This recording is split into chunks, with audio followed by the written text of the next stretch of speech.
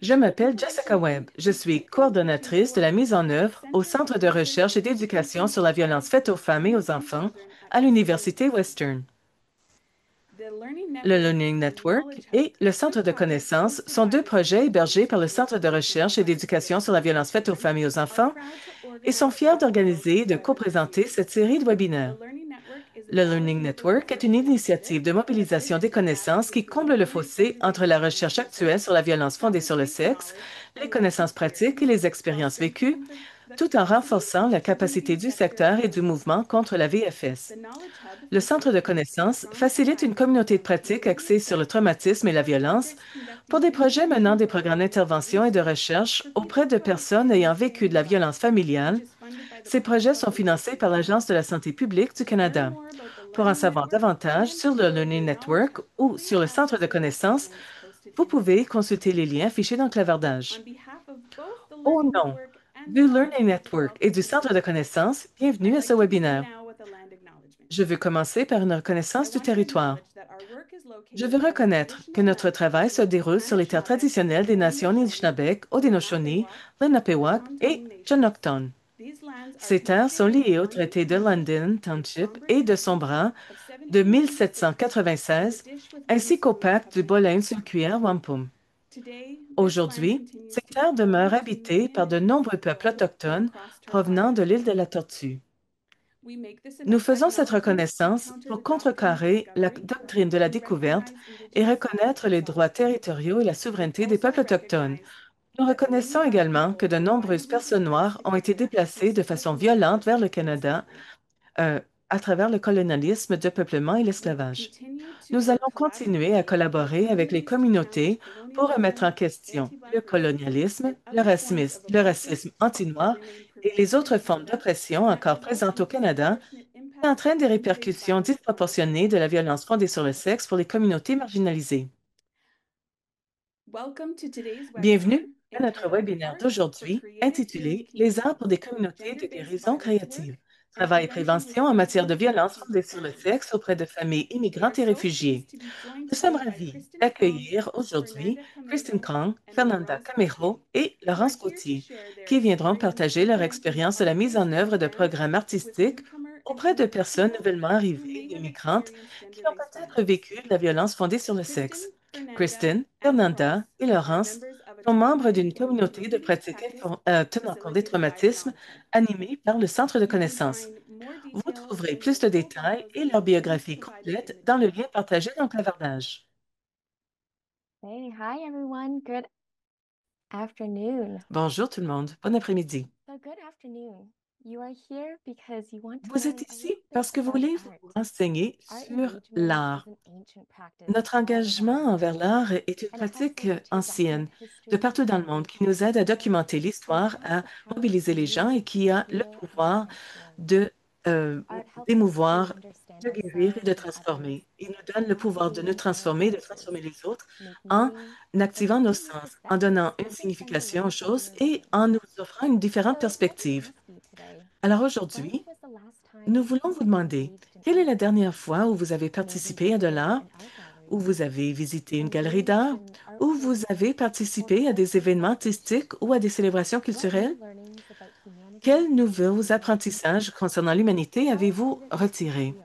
Comment vous êtes-vous So senti? today we're really Alors excited because aujourd'hui, nous we're sommes vraiment heureux engaging in an parce que art nous gallery allons tour, and we vous don't donner even une have to tournée leave. d'une galerie virtuelle sans avoir Galleries besoin de se are not déplacer. just places Les to witness galeries, ce ne art sont pas or seulement view des lieux art. d'exposition d'œuvres These d'art ou are d'artefacts. essential Ce sont des spaces for espaces mental health essentiels au and bien-être reflection. mental et And in émotionnel. these very quiet Dans ces and environnements reflective calmes et environments, propices à la we're invited réflexion, to slow nous sommes down, invités à engage ralentir, deeply, à nous and engager step profondément outside of our et à everyday sortir routine. de notre routine quotidienne. This webinar is Ce structured to webinaire est mimic an art structuré de gallery façon à reproduire experience, une where expérience en we will have galerie two project teams. et elle PAO est in Montreal organisée par and deux équipes Access de Alliance projets, PAO à Multicultural Montréal et Health Access and Alliance Community Multicultural Services Health in and Toronto. Community Services à Both Toronto. of our organizations are Les funded deux by the organismes Department sont of Health and financés par Human l'Agence de la Services santé publique to du work on Canada addressing family violence et ont and work travaillé in auprès de familles à gender-affected risque ou de communities, survivantes de violences with conjugales or fondées sur le survivors of sexe. gender-based domestic violence. We have come together Nous because Both our projects Sommes also share associés parce que nos empathy, deux projets partagent des vulnerability, interventions resilience, artistiques and the qui trauma sont axées sur la awareness. prévention et la guérison Sit back d'expériences liées au and we are traumatisme. going to share a glimpse Alors, nous of allons one vous donner un imaginative aperçu du monde de play today. l'imagination, du jeu et de l'expression créative.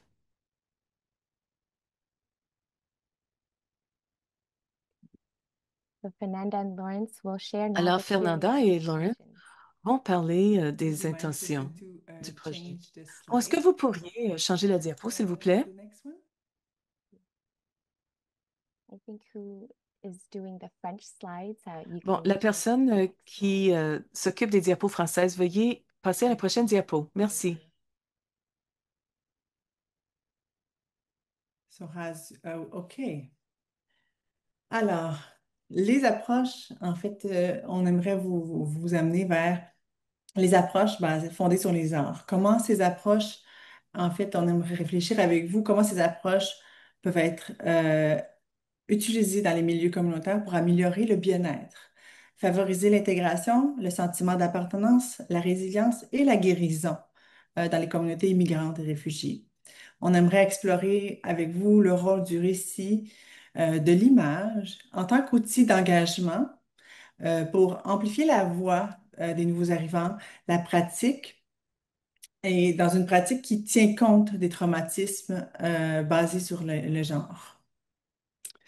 On a dû cerner les compétences et nos connaissances qui ont soutenu l'animation des programmes basés sur les arts pour soutenir les personnes immigrantes et les nouveaux arrivants qui ont probablement subi des expériences traumatiques.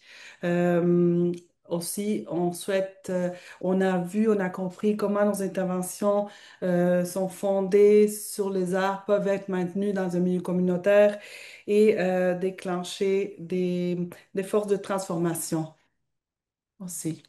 Next slide, please. Okay, so as we enter the gallery together, here Alors are que some prompts to nous keep in mind. entrons dans la galerie You can ensemble, voici des screenshot or questions photo à animation tenir à moments. l'esprit. Vous pouvez So prendre des comment captures comment d'écran ou faire des are notes. what Alors, surprised you?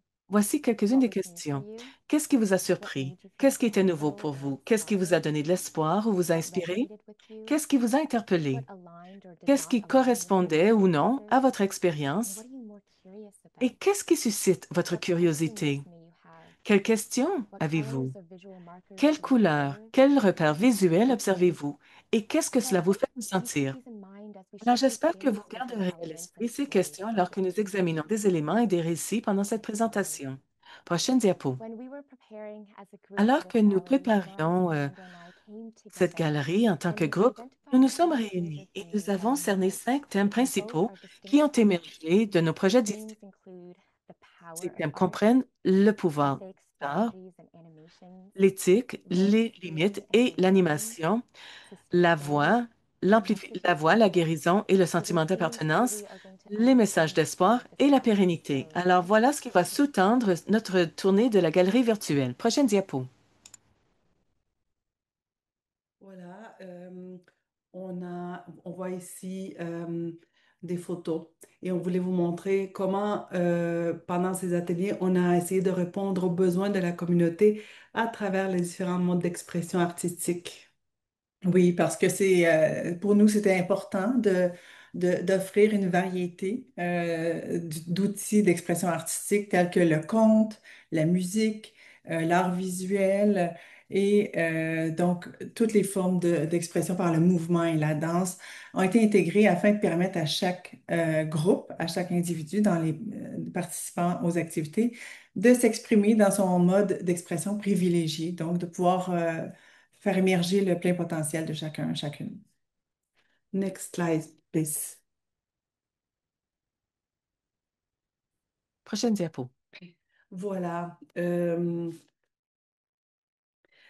Voilà que sur cette photo, on voit deux familles qui ont participé lors de nos ateliers.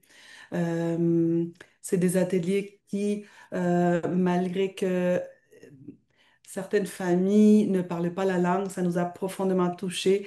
C'est voir comment, à travers leur isolement au départ, ils ont progressivement trouvé à travers la création des moyens d'expression puissants dans le groupe, même auprès des familles qui ont a travaillé en individuel et aussi pour eux-mêmes. À travers le jeu, les rituels créatifs, les images, tout cela a fait tomber les barrières.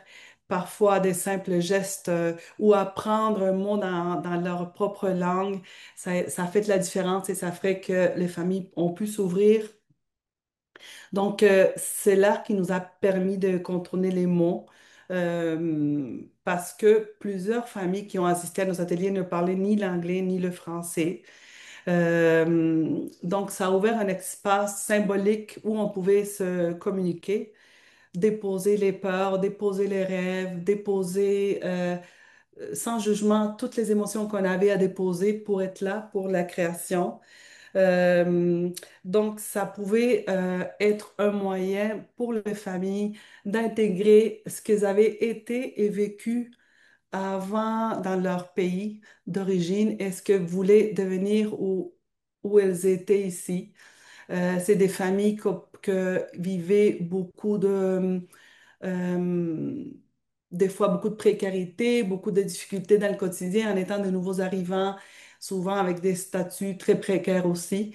Et ces moments de partage leur permettaient de vivre un moment où même ils pouvaient renforcer le lien parents et enfants aussi, parce que avec les familles qui viennent d'arriver, qui sont beaucoup en mode survie, il n'y a pas de temps pour communiquer ou de vivre quelque chose de moment de qualité, des fois en famille, travaille sur la prévention, même si des fois il y avait, on orientait nos interventions vers des choses qu'on voyait qui arrivaient auprès des familles. Mhm. Pour faire suite avec l'aspect d'éthique de notre travail d'intervention par l'art, pour nous, c'était très, très important d'aborder euh, le travail avec une approche réflexive. Donc, de travailler sur notre propre ressenti face à l'expérience de l'intervention avec les familles. Comme il y avait la barrière de la langue, parfois il y avait des situations dans le cadre de nos interventions avec les familles qui nous amenaient parfois vers des zones moins confortables ou qui pouvaient nous amener certains préjugés, faire ressortir des préjugés qu'on pouvait avoir. Donc, le travail éthique devait être de réfléchir sur nos propres biais, sur nos propres limites également comme intervenante. Et pour travailler ça en thérapie par les arts, on utilise ce qu'on appelle la réponse par l'art, qui est une réponse créative à l'intervention réalisée. Cette travail de réponse par là permet vraiment de mieux comprendre ce qui se passe intérieurement dans notre travail d'intervenante pour mieux adapter, hein. On voit ici les images créées au sol. On a dû adapter parce qu'au départ, le travail thérapeutique avec des matériaux tels que des marqueurs de couleur et assis sur une table. On a vu que ce n'était pas adapté culturellement et que ça ne créait pas le niveau de confort et de sécurité qu'on voulait établir. Donc, de créer au sol a permis vraiment d'aller rejoindre les familles au niveau culturel. On a vu aussi que pour eux, c'était plus facile de s'ouvrir et d'ouvrir la porte aussi à une certaine vulnérabilité. Donc, au niveau éthique, on devait toujours garder en tête d'adapter nos projets artistiques aux familles. Comme disait Fernanda, le mandala est un espace sécuritaire. Euh, dans toutes les images qu'on vous présente aujourd'hui, il y a été question de consentement, toutes les familles qui ont participé au projet de recherche. On a des photos, parfois des interventions, mais en aucun cas, on a des images où on ne voit pas les visages afin de protéger l'anonymat et respecter la vie privée des participants. C'est très important pour nous dans le cadre de notre travail. Et donc, comme je disais tantôt, pour éviter justement de réactiver des blessures, et pour respecter en fait le passé des personnes qu'on accompagne, on doit expérimenter nous-mêmes ce qu'on propose. Si on n'expérimente pas, on ne peut pas reconnaître les limites de la proposition, on ne peut pas reconnaître euh, les angles morts qui pourraient, encore une fois, réactiver des blessures ou susciter en fait des émotions qui ne sont pas nécessaires. Par contre, on est là pour accueillir toute émotion difficile qui peut émerger et de contenir ce qui est exprimé dans le groupe de façon confidentielle et sécuritaire, bien sûr. Alors, on peut passer à la diapositive suivante.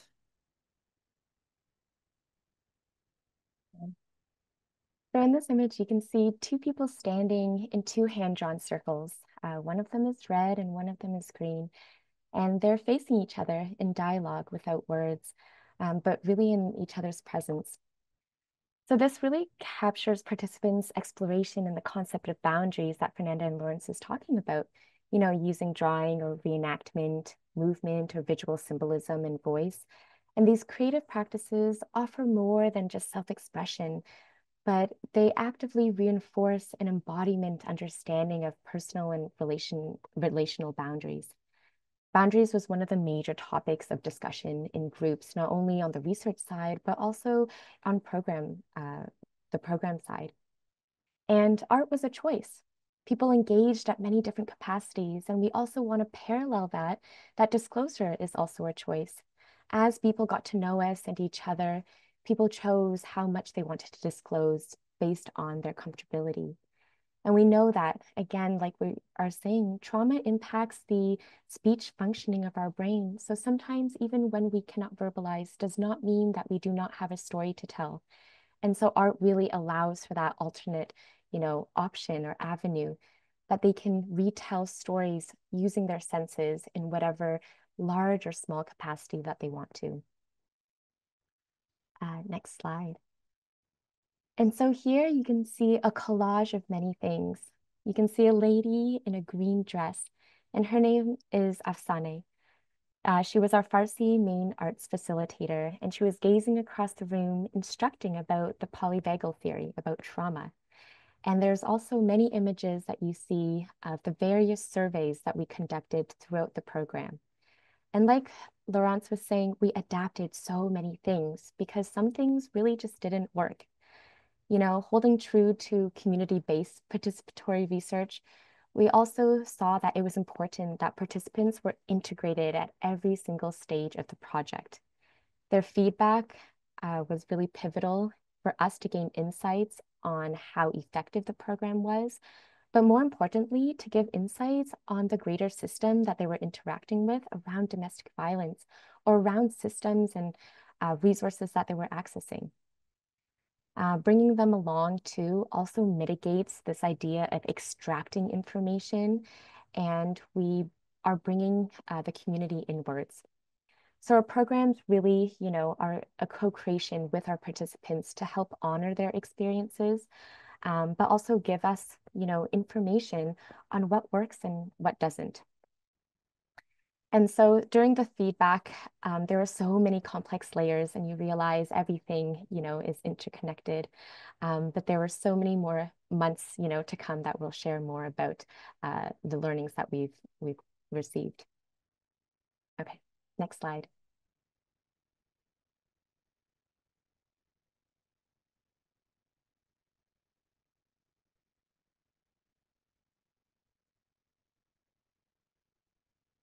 Oh, Fernanda, you're just muted there. Merci, Kristen. Okay. Voilà qu'on voit deux photos. C'est des familles qui participent aux ateliers de groupe.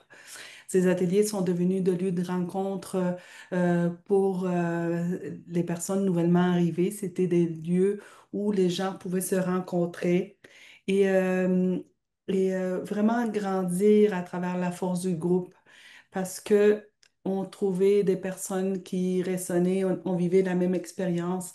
Et ça a beaucoup d'importance quand on vient d'arriver et on n'a pas de lien, on n'a pas de tissu social, on doit tout refaire. Alors, c'était quelque chose de très important pour nous aussi et pour tout le monde. C'était un endroit où ils pouvaient être vus, entendus. Les enfants pouvaient être vus différemment par les parents. Ils pouvaient aussi voir les parents d'une façon différente, en train de jouer, de créer, de mimer. Euh, et aussi, le groupe en soi pouvait faire ça. On pouvait vivre les émotions, comme avait dit Laurence, Avant, toutes les émotions pouvaient être expérimentées en jouant. Des personnages qu'on pouvait expérimenter la colère sans être réprimé, ou la tristesse, ou la joie, ou la communication d'une autre façon via certains contes ou certaines créations qu'on allait faire. Et en étant accueillis, les familles pouvaient montrer leurs forces, les forces qu'elles avaient en commun comme communauté, les forces qu'elles amenaient de leur vécu auparavant, mais aussi les forces qu'elles étaient en train de, de connaître de soi. Parce que quand on vit la créativité, c'était quelque chose que on voulait qu'ils amènent comme un outil de vie. On peut toujours créer dans notre vie de nouveaux espaces, des nouvelles façons de vivre et pas seulement, on peut se créer une nouvelle communauté, une nouvelle vie, mais aussi une nouvelle façon de vivre les expériences de notre vie.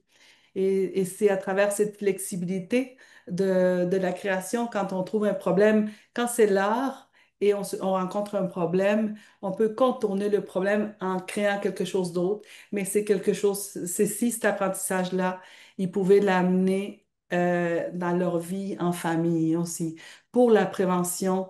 euh, de la violence qu'on voulait tant travailler, en sachant que quand les familles sont vulnérables et vivent beaucoup de difficultés, il y a une prédisposition au conflit. Et on voulait vraiment soutenir une autre façon de communication qui puisse permettre aux familles de communiquer, de mieux communiquer avec d'autres outils et pouvoir éviter les moments de violence intrafamiliale. Hmm. C'est vrai, tout à fait. C'est très important. Et puis, une chose qui a facilité l'ouverture des familles également, que ce soit l'ouverture quand les familles nous ouvraient leurs portes hein, pour nos interventions à domicile ou que ce soit dans le cadre des interventions de groupes de familles, on a toujours maintenu la posture d'accueil et de non-jugement. C'est essentiel pour nous d'être dans le non-jugement parce que les familles vivent des réalités tellement différentes et diverses.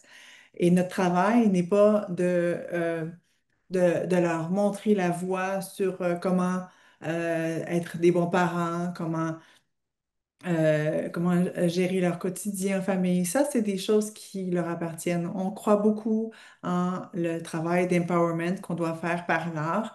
Et pour ça, on doit, comme disait Fernanda, valoriser leurs forces, mais aussi leur donner confiance en leurs capacités. Donc, pour ça, c'est pour ça on travaille dans la flexibilité. Parce que oui, on amène des propositions artistiques, mais on laisse beaucoup la place aux imprévus et à ce que les familles veulent exprimer et veulent apporter au groupe. Donc, dans ce sens, pour nous, c'est essentiel de créer l'ouverture pour que les familles prennent confiance en leurs capacités et puissent exprimer leurs rêves, leurs ambitions, mais aussi leurs défis là, au quotidien, au niveau familial. Et comme disait Fernanda aussi, quand on fait de l'art, ça permet d'explorer des nouvelles façons d'être, des nouvelles façons de faire, et aussi ça amène une ouverture vers des nouvelles perspectives de la situation actuelle dans le moment présent, mais aussi des nouvelles perspectives de l'avenir. Donc, c'est là où l'espoir peut renaître et être retrouvé pour un avenir meilleur. L'espoir, c'est vraiment au cœur du travail. On utilise beaucoup le terme de la magie dans nos interventions, mais la magie, l'émerveillement que suscite l'art permet de retrouver cet espoir-là qui est souvent enseveli par-dessus tout le stress et tous la précarité des familles et la survivance que ces familles-là doivent vivre au quotidien. Donc, cette magie-là, l'art le suscite et permet vraiment de travailler la guérison, de donner une voix à ces communautés-là qui sont marginalisées et de créer le sentiment d'appartenance en leur communauté, parce que ça, c'est essentiel pour leur bien-être et leur épanouissement. Alors, je vais C'est ça, je vais proposer qu'on poursuive à la diapositive suivante. Il y aurait beaucoup à dire, on va continuer à en parler avec Christine. Thank you.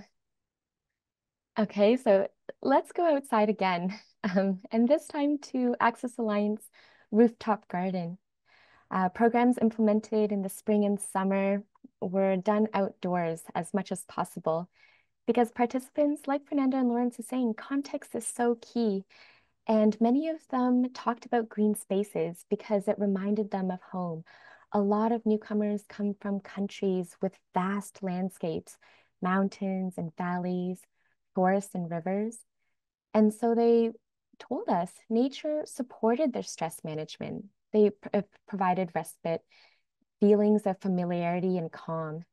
And so when program planning, we built environments or positioned ourselves in places where participants felt that belonging and welcome. Also, you can see at the center of this image is a traditional Bunna ceremony setup. These are often hosted in Ethiopia or Eritrea, and it's a ritual that can go on for hours where you share coffee and snacks and sweet incense, and many, many conversations happened. And so we set this up for participants. We use the strength of their culture to really guide our discussions and gatherings. So our Tigrinya speaking women incorporated the Bunda ceremony 3 times in the course of our 12-week program. And during that time, it helped to also destigmatize mental health conversations that we were gathering around, drinking coffee together, talking about very difficult topics. And we started to continue asking, what are ways that you gather in your own culture? What are existing approaches that exist? And how can we integrate that in the knowledge that we are wanting to share with you? Because these are places and sites for mental health and well-being discussions. And so we see participants as cultural consultants. They help us culturally tailor programs. You don't have to look far and wide, and they're relevant, and it makes them really proud to share about their culture. Okay, next slide. Okay, so you can see here, many, many people gathered. There are many women in these photos, but I want to draw your attention to the woman at the very bottom in the center, holding up her collage, and her name is Kian. And this is a recent photo of her in the past month, but her journey began 2 years ago when she attended our very first HEAL program. She gained knowledge, on mental health, shared cultural identity, um, really gained understanding of healthcare and settlement. And following the program, she stayed connected with us. And Kian now is making very significant impacts on our Access Alliance art programs. On the left-hand side, you can see her using a button machine with one of our community artists. And on the right-hand side, she is part of a puppet making session talking about our ancestors. And Kian shared with us that she uses arts to open up her mind, to expand her thinking, similar to what we're talking about, imagination and magic. She said that she can feel something develop in her when she engages with the arts, and she feels like she has something special to offer, a skill or a talent. And and she let us know that she's also applying at the moment to Humber College for their well-being coaching program. So you can see, even after a program has ended, there are many ripple effects that happen for a lot of our participants. And this is one of many sunshine or success stories. So when we speak about healing, voice, or belonging, often these indicators are seen far down the line in someone's life. But yeah, pondering and asking ourselves, what are the models of care after a person has finished an intervention, or strategies for sustainability are there? Next slide. Oui, comme vient de mentionner Christine, ce travail de présentation aujourd'hui nous a amené vers une réflexion sur la pérennité de nos programmes d'intervention par l'art. On a souhaité réfléchir ensemble sur comment assurer une pérennité parce que quand on terminait nos interventions avec les familles, on se retrouvait parfois dans un sentiment d'impuissance où on avait l'impression qu'on aurait envie de continuer de les accompagner, les familles, de continuer de les accompagner vers leur épanouissement, vers leur adaptation et leur intégration ici au Canada. Donc, le travail qu'on a fait aussi dans d'autres activités, c'était d'intégrer les personnes aînées de la communauté. Et donc, sur ces images, on peut vraiment voir ces rencontres interculturelles et intergénérationnelles qui ont été très, très touchantes et très riches en sens. Pour les communautés immigrantes et réfugiées, les familles sont souvent, bon, ils ont été déracinés en fait de leur pays d'origine et ils doivent se reconstruire ici au Canada. Donc, le travail intergénérationnel permet vraiment la reconstruction d'un lien. Il y a eu des familles qui se sont trouvées une grand-maman adoptive, par exemple, où les liens ont perduré après les ateliers et où elles ont pu vraiment créer ce sentiment d'unité familiale. Donc, une famille symbolique qui est recréée à travers les rencontres interculturelles et intergénérationnelles. Le vécu d'une femme pouvait résonner avec une femme ayant une grand-maman, donc qui était présente dans les activités.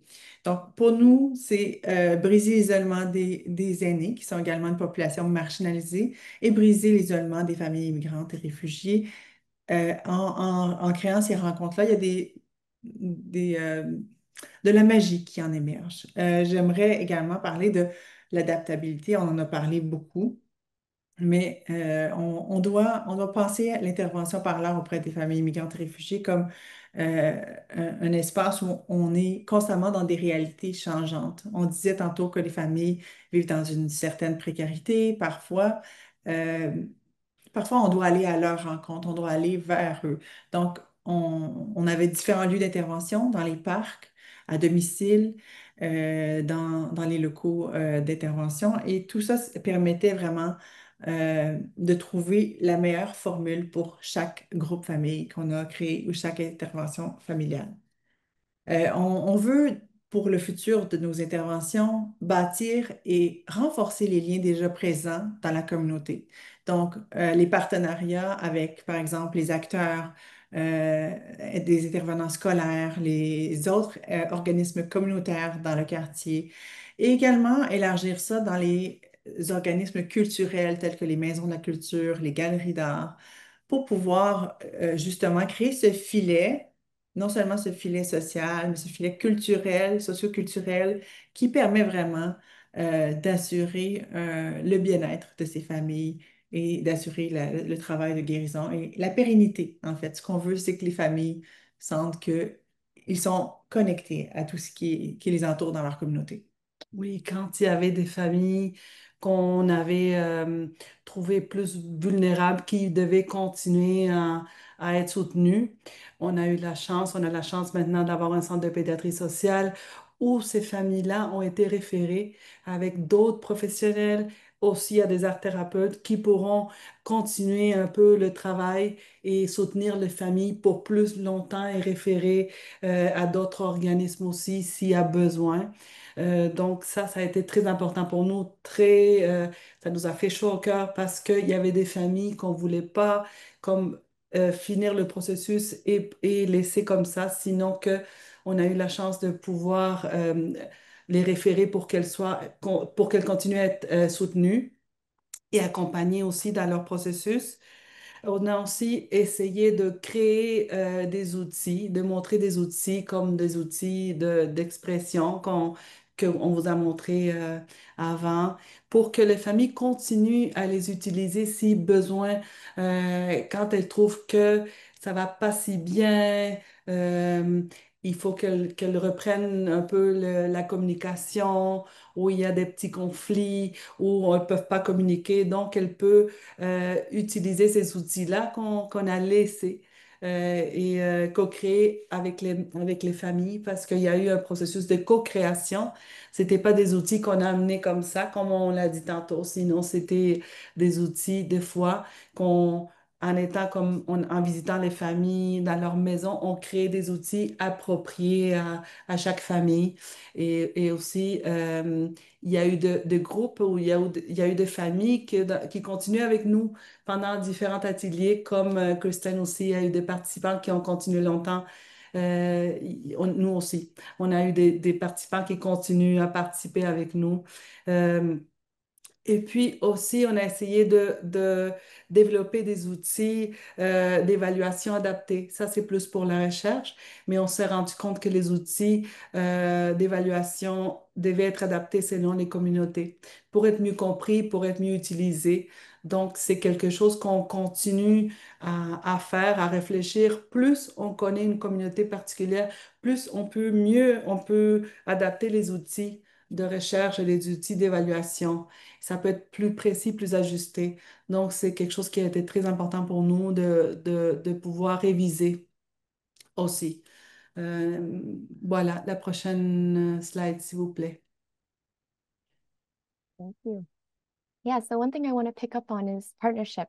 Partnership really allows for sustainability to happen in a lot of ways. So you can see here, this is a quilt of images featuring arts and culture visits. This was one way to continue not only to build and strengthen relationships, but also to expose these newcomer families to different sites in the city. So these outings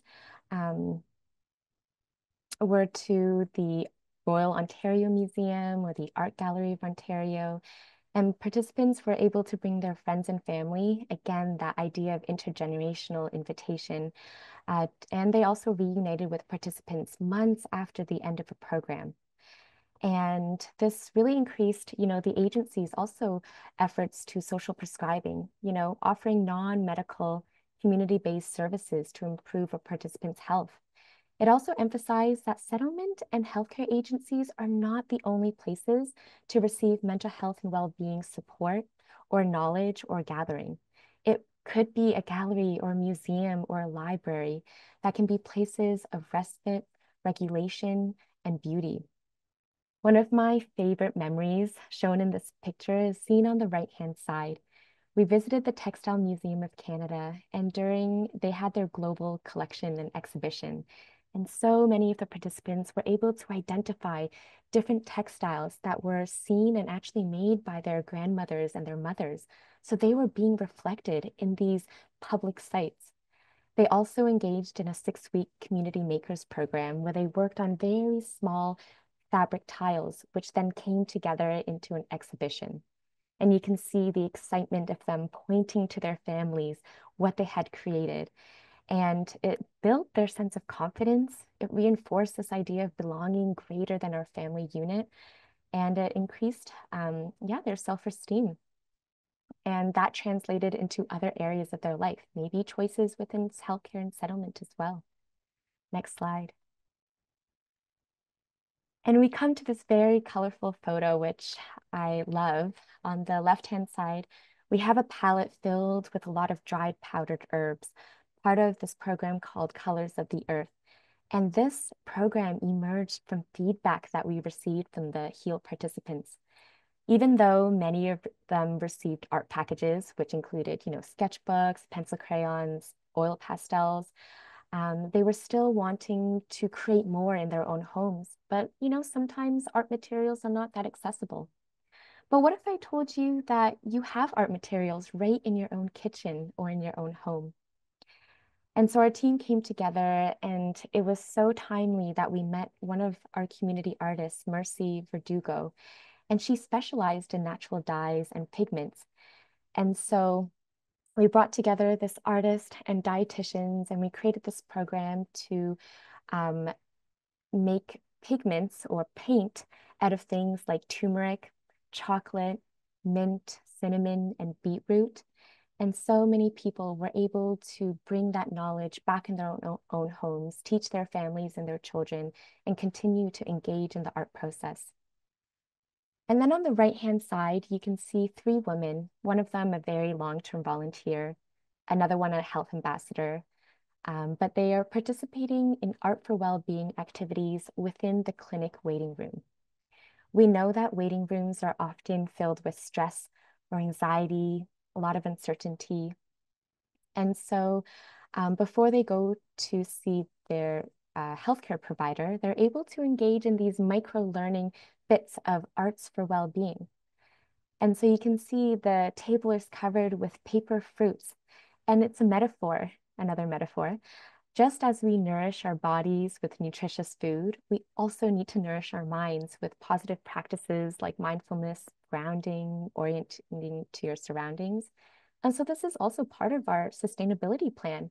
That again, how is art percolating and seeping into the various places within healthcare and settlement agencies? Because it has very, very profound ways of drawing attention to our health and well-being. Next slide. Merci, Kristen. Alors, on a abordé beaucoup le pouvoir de l'art aujourd'hui, le pouvoir de l'intervention auprès des familles immigrantes et réfugiées. Et on aimerait vous laisser sur un message d'espoir sur comment intégrer l'art au sein de vos interventions également.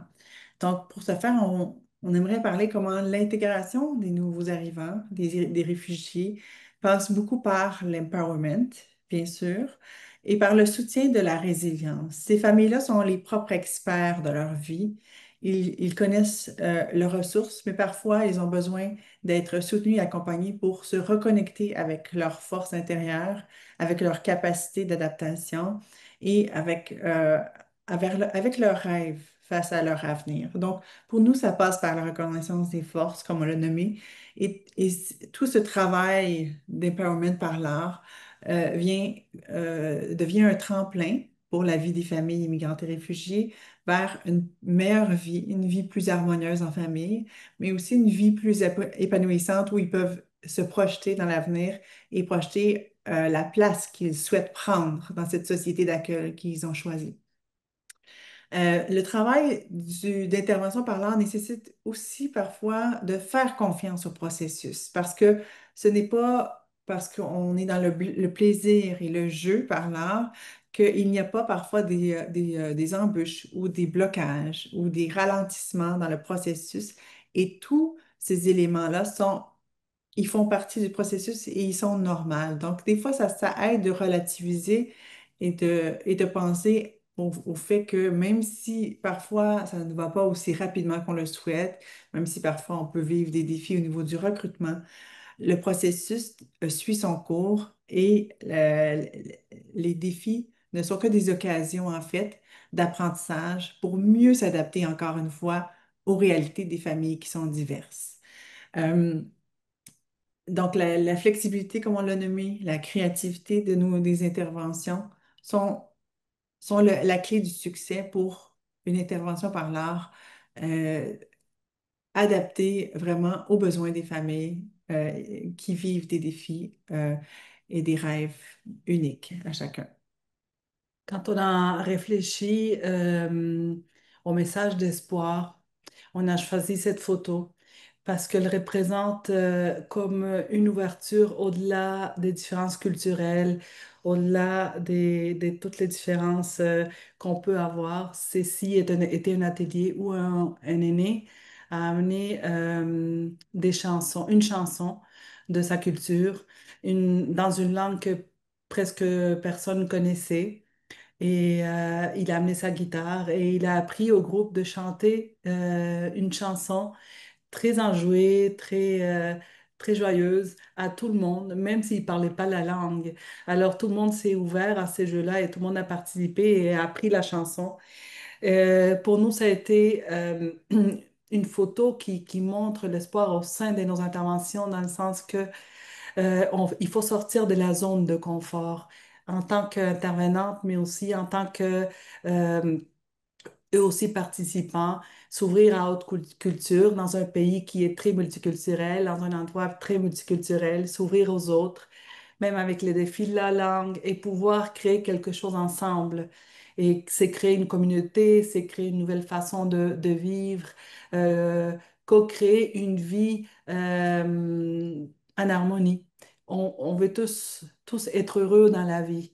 Alors, ces genres d'attitudes-là en face de la vie, comme s'ouvrir aux autres et et s'engager, participer, oser changer, être flexible, comme Laurence disait, c'est vraiment un facteur d'espoir de pouvoir retrouver l'équilibre dans la vie. Aussi, ces rencontres comme celle-ci, comme des rencontres de co-développement, comme on a aujourd'hui, c'est aussi un message d'espoir parce que ce partage de connaissances que nous vivons en ce moment, ça nous permet de nourrir notre pratique et de nourrir pour nos idées, de nous nourrir, de se nourrir pour découvrir de nouvelles perspectives et aussi de co-créer de nouvelles façons de répondre à notre société comme intervenante.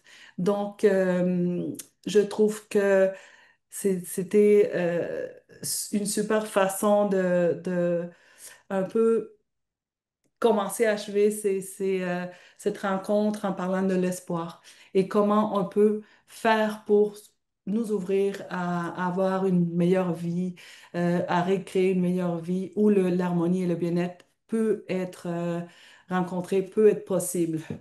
Mhm. Une prochaine diapositive, s'il vous plaît.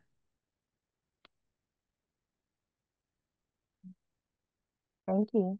So we've now come to our final piece, the rubber ducky returns and the nest building. And so you can see the nest has become so vibrant, a colorful home, and it is cozy and thriving.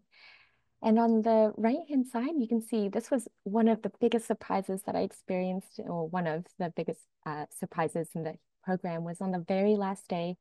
One of the artist facilitators lifted that rubber ducky, and there you can see it gave birth to many, many chickadees.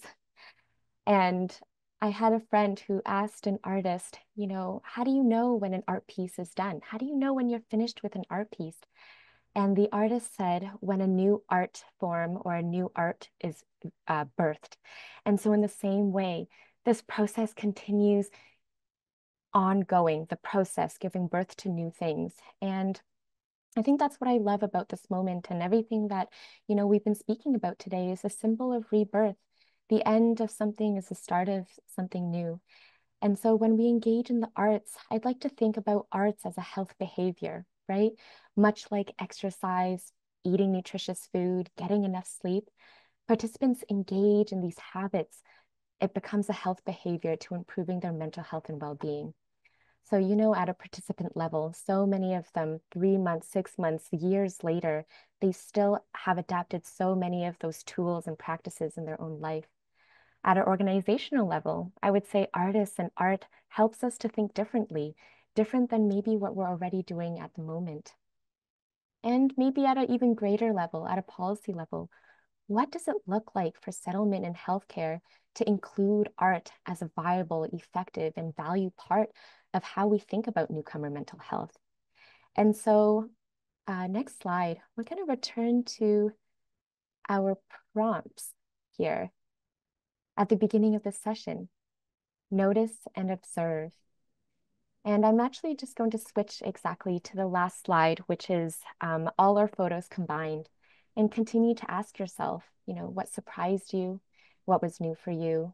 What made you hopeful or feel inspired? What resonated with you or aligned with your experience? And what were you curious about? So I think the Knowledge Hub has actually a mini activity where you can give feedback on some of these reflections. Great. Thank you so much, Kristen, Fernanda, and Laurence, for that gallery walk. It's been a lovely afternoon. I'm really excited to participate in this as well and lead in my reflections. And we are going to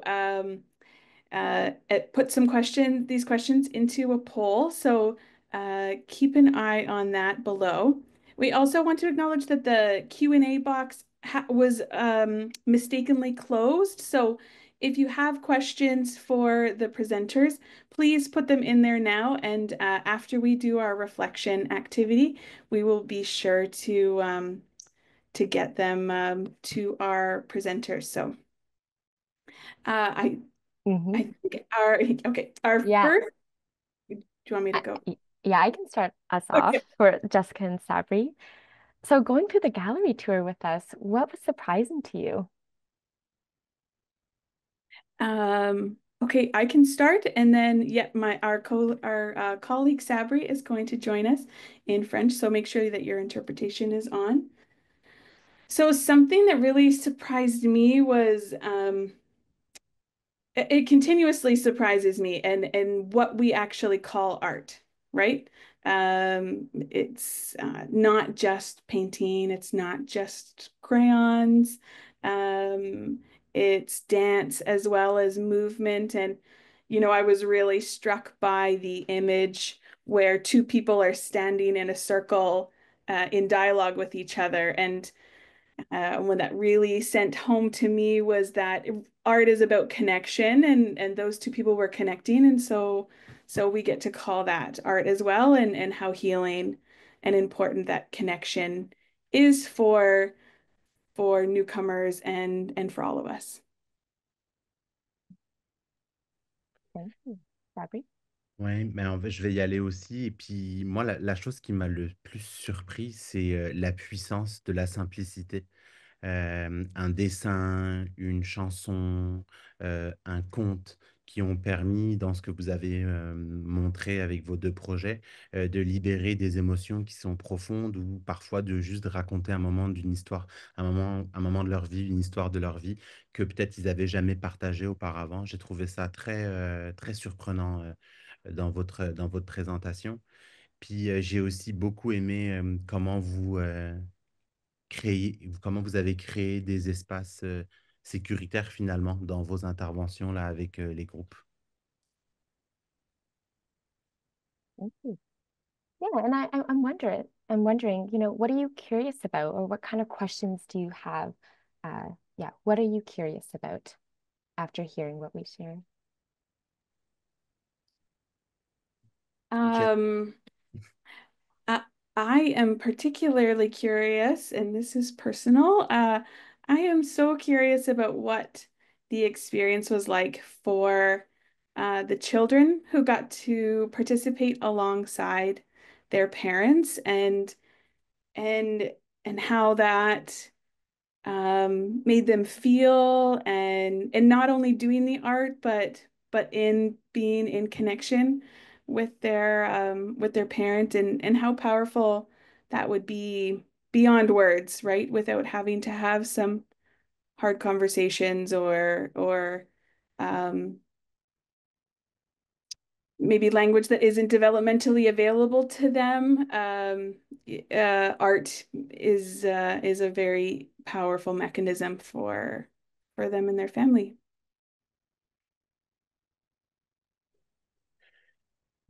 Ce qui a éveillé le plus ma curiosité, je dirais que c'est le fait que plusieurs participants et participantes ont dit qu'ils se sont sentis enfin écoutés. Ça m'a beaucoup interpellé. Puis de voir comment est-ce que l'art a donné une voix là où parfois les mots ils pouvaient leur manquer. Puis une autre curiosité, mais là c'est plus le travailleur social qui parle. C'est, je suis vraiment curieux de savoir comment les personnes qui ont animé ces groupes-là, bah, entre autres vous trois, ont réussi à créer ce sentiment de confiance tu sais, de toute la lourdeur parfois de leur histoire, les traumatismes qu'ils ont vécus. Puis je suis curieux de savoir comment est-ce que vous vous faites pour faire ce travail-là. Ça, c'est quelque chose qui m'a qui est beaucoup ressorti quand je vous ai écouté.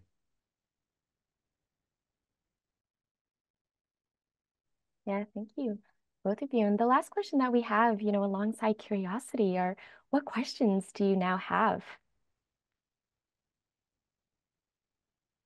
Uh, you know, my question is very close to Sabri's, and um, you shared all of these amazing examples of families engaging in the different activities and in the art, um,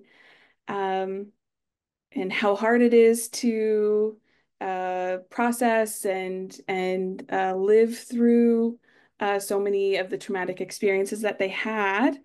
And I'm wondering, how you got them in the door, right? You did such a beautiful job of building the nests as you shared, and but I'm wondering how it was that you got them into the space and into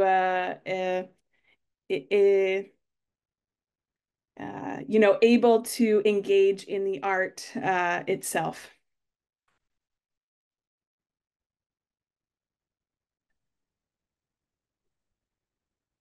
Euh,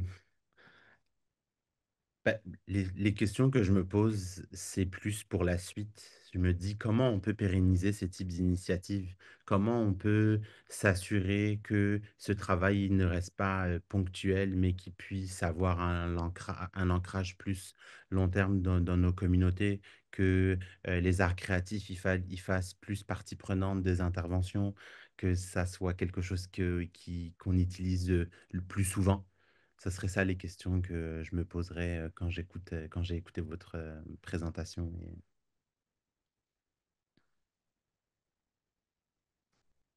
Thank you, Sabri and Jessica.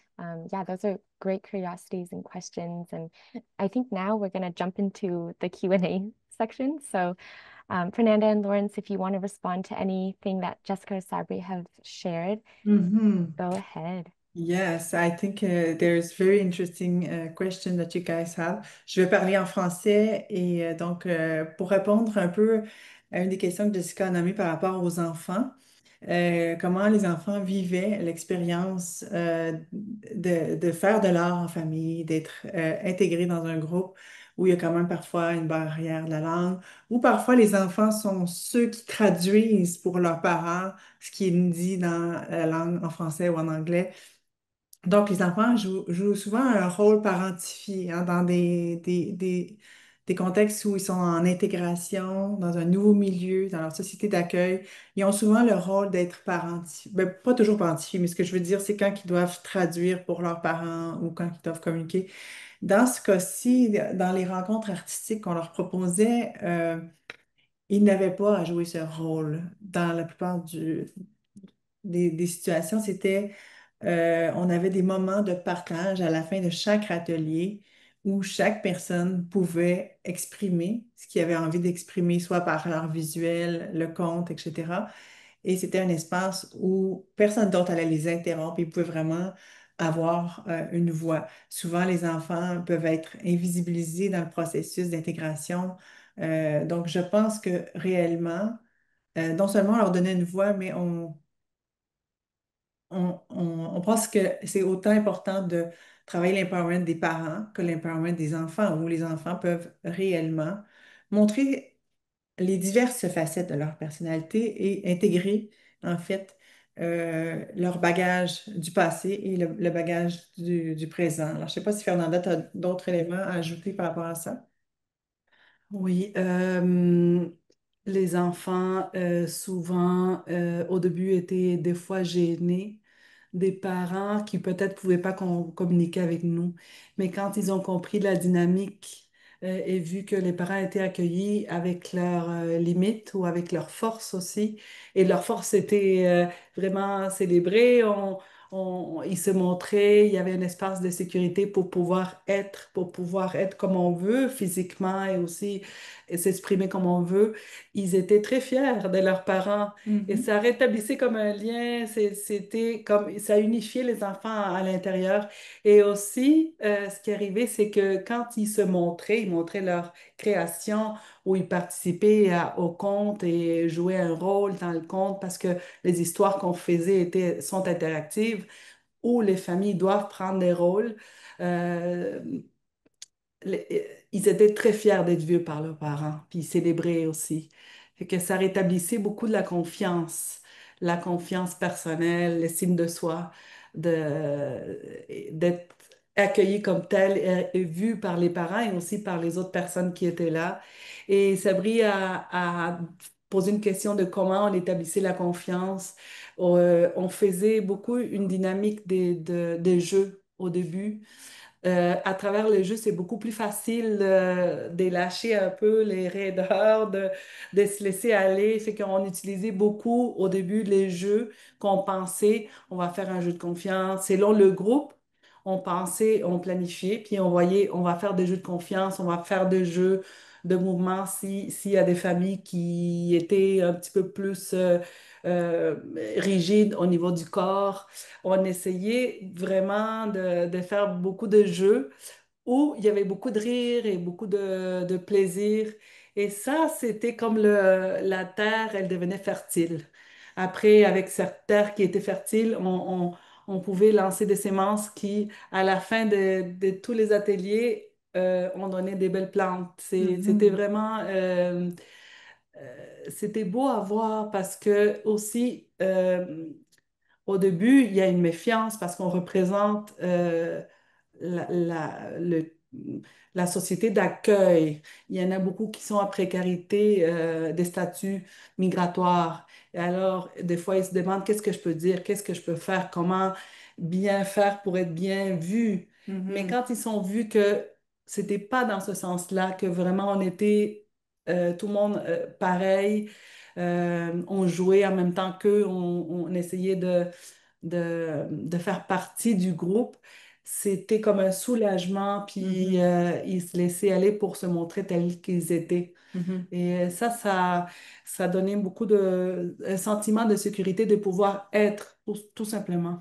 J'ajouterais simplement, parce que Fernanda a bien résumé ce qu'on travaillait au niveau de la confiance, mais l'importance de la structure des ateliers et des rituels. Oui, Les rituels venaient aussi amplifier le sentiment de sécurité, de confiance des familles, où à chaque semaine, les familles, les enfants en tant que parents pouvaient un peu plus se déposer et être dans l'ouverture plutôt que d'être dans la méfiance. Donc, les rituels, elles faisaient partie aussi de... exactement. On avait des rituels qui se répétaient semaine à semaine, des segments de... Parmi ces 2 heures, il y avait des rituels qui sécurisaient aussi les enfants et les parents. Alors, on te lance la balle, Christine. Oui, c'est à toi, Christine. You shared so much, but I agree. I'm going to jump off your rituals that predictability really helped them because a lot of newcomer families go through a lot of uncertainty, changes that are really uncontrollable. And so the rituals are like anchors that they know they're going to have a check-in, a check-out, having these sounds or colors or, art supplies that are the same or different, right? But I think that predictability was really key. I think something too is the power of group. You said something about people, right? Like the uh, children witnessing the parents and the parents witnessing the children. I think that's what happens in a lot of group work is that they actually encourage each other in ways that, oh, this person's going to be vulnerable and silly and laugh. And then it allows them to also open up to that type of, being that maybe was so foreign to them for so long in their lives.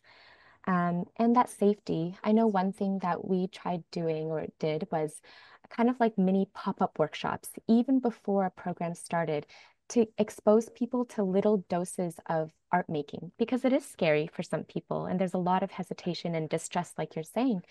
But if you give little micro, doses of safety while art making, people then start to gain, right, validation, legitimacy, affirmations within those. So then by the time you have to do a 12-week program, they're already attuned to you, attuned to the different art making things. And we found that really helped people. Yeah. Mhm. Merci beaucoup. Merci, merci de nous avoir expliqué un peu comment est-ce que dans l'intervention, vous utilisez plusieurs techniques pour pouvoir animer vos groupes. Il y a plusieurs questions qui sont arrivées dans le chat en lien avec euh, comment vous prenez soin de vous-même quand vous animez vos ateliers et à travers ces exercices. Puis, par exemple, est-ce que vous prenez du temps pour débriefer une fois que vous faites vos ateliers? Puis, une fois que vous entendez toutes ces histoires, est-ce que vous pouvez nous parler un peu plus de ça? On pourrait laisser Kristen partir pour commencer pour cette fois-là? Sure. Thank you. So yes, we integrate debriefs at the beginning of every session and also at the end, because the strength of your team is really also the strength of your program and how you bring and invite participants in. And so we go through debriefing not only of the program, but how are you feeling today? How are you showing up into program? And what are the ways that you need to feel supported in order to facilitate well? What we found too, working with expressive arts therapists, is that we wanted the art facilitators to focus on the art making, the participants, and all logistical items like refreshments and TTC tokens and attendance were off their plate so that every single person, a part of the facilitation team, took ownership over certain aspects. Facilitation of programs for those who do programs takes a lot of energy, enthusiasm, and a lot of who you are coming into it. And so we did a lot of debriefing. One thing too is that a lot of the art facilitators asked for additional supervision. So we also provided that.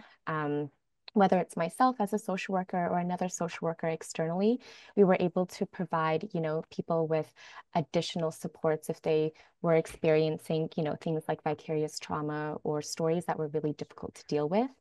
And I'll just say one last thing is that, especially when you're working with newcomer facilitators, a lot of times they do resonate with participants, right? That idea of, not even idea, the experience of countertransference is very real. And so we always, in our intake process, when we go through the list of participants, we do identify what would be triggering for our group, for our facilitators, so that we can help each other during the session.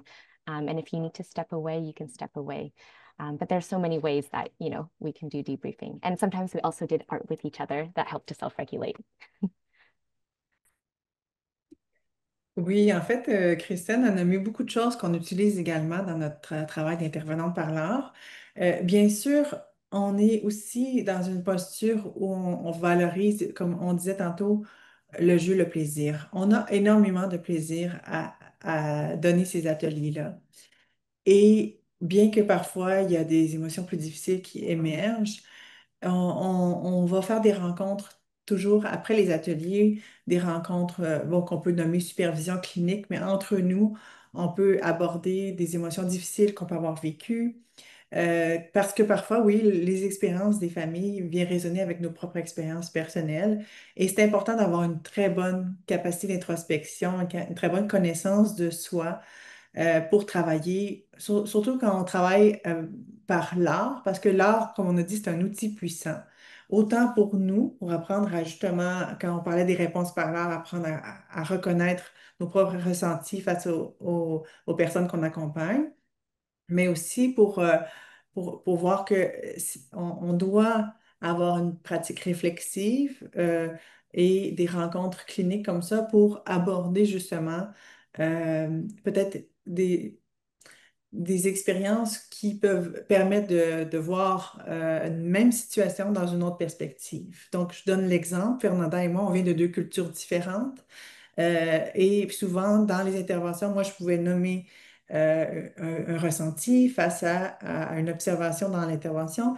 Et Fernanda pouvait m'aider à éclairer la perspective de la même situation avec son regard personnel et donc aussi issu d'une culture différente. Donc, là, bien sûr, ça aide quand on est d'une équipe interculturelle, mais simplement d'avoir une pratique réflexive, je pense que c'est ce qui est plus important. Prendre soin de soi, on peut aborder un peu, c'est ça, les émotions vécues et la réponse par l'art vient vraiment aussi nous aider. Donc, je ne sais pas si tu aurais quelque chose à ajouter, Fernanda, par rapport à ça. Euh, Vraiment, on utilise les outils en art qu'on a pour soi-même. Personnellement, mais je pense que toi aussi, on utilise ce qu'on fait pour nous, pour un travail où on travaille intérieurement nos ressentis. Et on travaille beaucoup en équipe, on a beaucoup de communication et de partage de connaissances entre l'équipe en soi. On fait aussi, comme Laurence l'a nommé, on fait l'expérience de ce qu'on propose nous-mêmes pour, euh, pour voir qu'est-ce que ça fait, qu'est-ce que ça donne. C'est vrai que moi, je suis aussi une immigrante et ça, il y a des fois, comme dit Kristen, il y a des choses qui vont résonner en moi, qui vont toucher des fibres, qui vont plus me sensibiliser. Mais nous aussi, on a le pouvoir du groupe. Fait que, on l'expérimente aussi à notre sein de notre travail. On est une équipe, on n'est pas seulement deux. Fait qu'on on peut repenser les choses, revivre, voir qu'est-ce que on peut être témoin de nos réactions Mhm. et voir pourquoi, qu'est-ce que ça te fait et s'aider comme ça à surveiller comme les meilleures réponses pour les autres, mais aussi pour nous et connaître nos limites. Euh, Ça aussi, c'est très important de travailler avec les limites. Mhm. Connaître nos limites et savoir reconnaître les limites des participants. Mhm. Parce que ça, c'est très important aussi à voir. Euh, voilà, je pense qu'on a à peu près répondu, Oui, hein. oui. Great. Thank you so much. We had a question for Kristen, but after she's done, I absolutely invite Fernanda and Laurence to answer as well if they have similar if they've had a similar experience. So can you please elaborate a bit more about the workshop where you explained boundaries to newcomers? They referenced the exercise with the two circles on the floor. Um, they are wondering was there a conversation? Were there any language barriers? That kind of thing. Yes, thank you. Thank you, Brenda, for that question. So I won't retell the whole session, but it was a way for us to, so we laid out huge pieces of paper on the floor to create kind of like a paper island. And then everyone found their place on this map. And we asked them to draw a circle where they felt their boundaries were physically at first. They drew their circle and then we just observed each other. And then we did exactly, we entered into conversation about what it feels like to be within your boundary, what happens if someone steps in your boundary or steps out of your boundary. So it was a lot of reenactment and movement. And then we started writing things within the boundary. What does that look like and feel like in our minds? And so you go from, movement, something tangible, to kind of like that realm of meaning making and kind of more conceptual things. But this was one of many boundary sessions. One of my favorites was actually using clay, where we asked, just quickly, we asked two participants to make a clay sculpture showcasing their friendship. And then we gave them different prompts. What are sentences that crosses your boundaries? Okay, now take that clay. What is the impact on that clay sculpture, that friendship sculpture that it makes? Because different boundaries will impact us each differently. But it's this idea that they're really showcasing, through clay, through that drawing of the lines, the tangibleness of what boundaries are, because sometimes, it's not very tangible. Um, and then, a lot of our participants love this activity of brainstorming ways of saying no. And we would make them, reenact and very theatrically ask each other questions, and they would have to say no to that, respond to no. And it was, again, a voice exercise of how do we use our voice to say no to boundaries that we are not comfortable with. Mhm. Yeah, Fernanda and Lawrence, did you experience any activities around Oui, nous, boundary? moi je vais parler d'abord d'une de nos activités où on montre, on parle de limites, on joue les limites, c'est à travers les contes. Parce que des contes, il y a des héros, des héroïnes qui vont traverser des problématiques de problèmes et ils vont rencontrer des limites ou devoir mettre des limites des fois. Fait que on travaille ça à travers nos contes et ils peuvent eux-mêmes participer. Donc, Mhm. c'est très bien. Et aussi, Ben, oui, j'ajouterais également qu'en plus du conte, comme on utilise les différentes formes d'expression artistique, on voit aussi la question des limites dans, par exemple, les créations en famille, parce que souvent, on invitait les familles à créer sur une même surface et on voyait le niveau de confort des parents et des enfants de partager cette même espace. Comment allaient-ils répondre quand un des membres de la famille allait empiéter sur leur espace dans la création? Comment est-ce qu'ils étaient capables de nommer leurs besoins par rapport à j'aimerais mieux que tu respectes cet espace qui est le mien. On partage certaines parties de l'image, mais certaines parties sont protégées car on a besoin Donc, ça nous a amené aussi à être capable de nommer ces limites-là. On l'a fait par des activités de mouvement où il y avait une expérience de toucher, de contact physique entre le parent et l'enfant. Et on pouvait rappeler tout le temps l'importance de pouvoir nommer les limites de chacun par rapport à l'expérience du toucher. Comment on veut être touché? Est-ce qu'on veut ne pas être touché?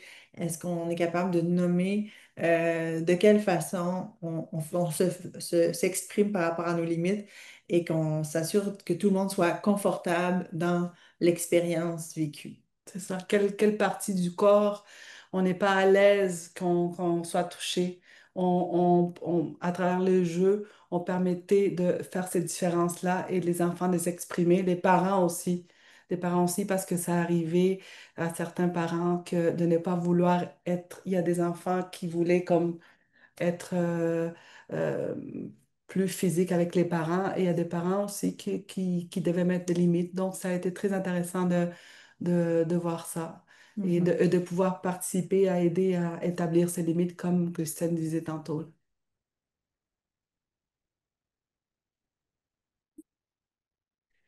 Merci beaucoup, merci Christine, merci Fernanda et Laurence d'avoir pris le temps de répondre à cette question. On a plusieurs personnes qui seraient intéressées d'entrer en contact avec vous. Est-ce qu'on peut laisser vos adresses courriel pour qu'ils puissent vous rejoindre? Est-ce que c'est correct? Parfait. Alors, on va pouvoir donner vos adresses courriel. Euh, Avant de terminer, on aimerait, nous aussi, vous poser une question un peu dans la réflexivité avec laquelle vous nous en avez posé quand on a fait la visite de la galerie. Et on aimerait vous poser comme question pour clôturer le webinaire. Puis, donc, vous, c'est quoi vos rêves et vos prochaines étapes pour faire évoluer ces programmes, pour faire évoluer ces pratiques-là auxquelles vous tenez beaucoup, puis auxquelles vous nous avez partagé cette passion aujourd'hui. On aimerait savoir quels sont vos rêves, vos aspirations pour la suite, pour faire évoluer ces programmes. Do you want to go, Kristen? Okay, I can go very quickly because it's on my mind. One of them would be going back to what I was saying about arts as a health behavior, really having that, that posture within healthcare agencies, seeing art as one of those health behaviors. And then secondly, it would be arts integration, meaning bringing on artists, community artists, art therapists within the team, within the interprofessional team, I think is a huge asset for a lot of mental health work in the city.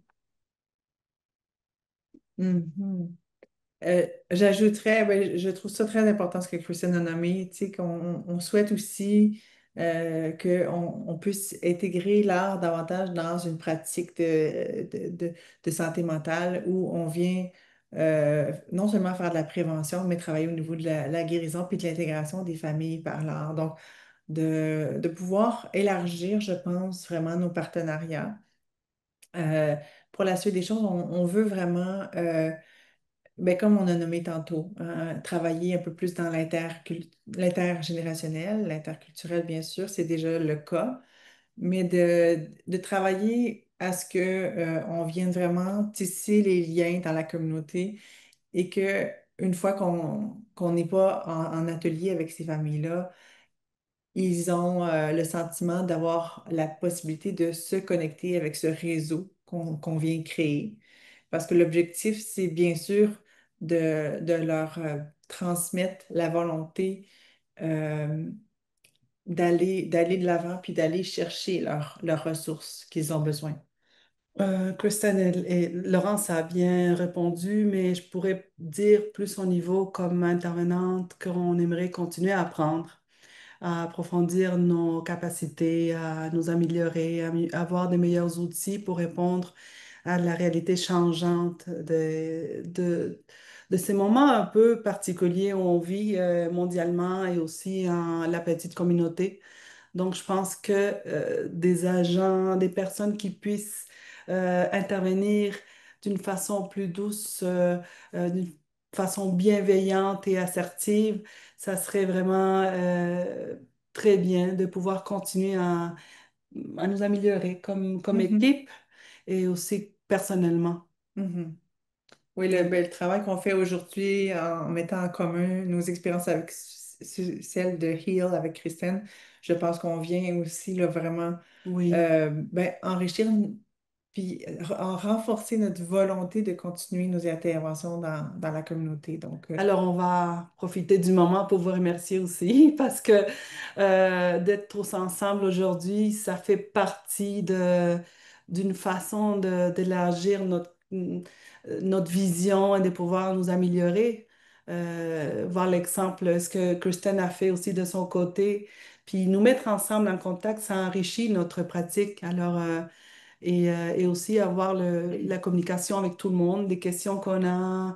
Et des fois, il y a des questions qu'on pose que c'est des questions que peut-être on n'y a pas pensé. Et c'est très riche pouvoir recevoir des questions ou s'ouvrir et au monde, que tout le monde puisse nous donner son feedback. C'est très important. Merci beaucoup. Thank you so much, everyone. This has been such a beautiful and inspiring afternoon. I really enjoyed our gallery tour and this very, very passionate and important discussion. So thank you to all three of you for being here and sharing your stories today.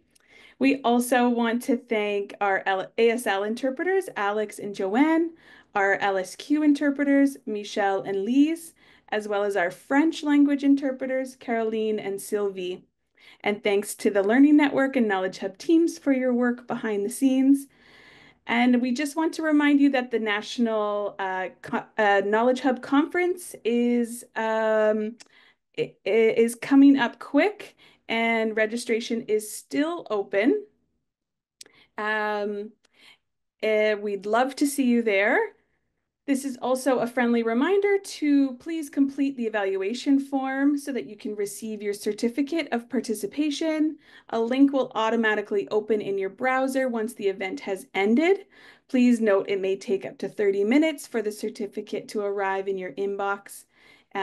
Please be sure to check your junk or spam folder. It may be filtered there. So on behalf of the Learning Network and Knowledge Hub, we look forward to welcoming you to our future webinars and events. Don't forget to sign up on our mailing list to stay informed about upcoming opportunities. Thank you once again for joining us today, and we will see you next time.